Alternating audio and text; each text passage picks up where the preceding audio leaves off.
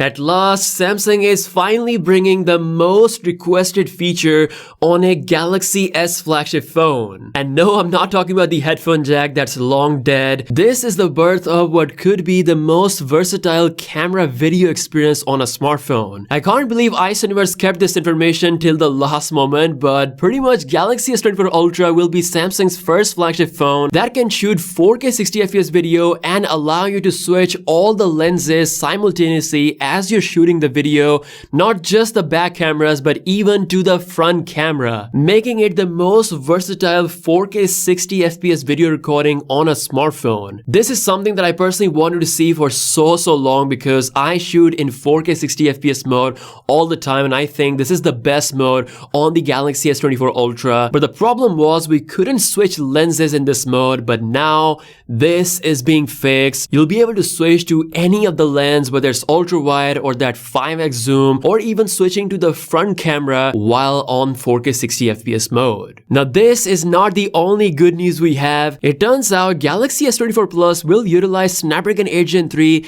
in most markets. For example, India, where we're getting the Snapdragon 8 Gen 3 for S24 Ultra and the S24 Plus, while the Exynos 2400 is only coming to the S24 model. Samsung might do the same for the other markets like Europe and UK. As I said before, Samsung is counting on heavily on the Galaxy S24 Plus, so definitely Snapdragon in more markets is a wise decision. Now speaking of Snapdragon and Exynos, the latest Snapdragon 8 Gen 3 versus Exynos 2400 scores are here, and you can see that there's actually not a huge difference when it comes to the pure CPU scores. We're getting about 3 to 4% better scores on the Snapdragon 8 Gen 3 compared to the Exynos 2400. Of course, we have yet to see how powerful the new AMD GPU is on the Exynos 2400 compared to the Adreno GPU on the 8 Gen 3. This is where we could see potentially a more of a bigger difference. Still, we deserve the absolute best and Samsung knows this, which is why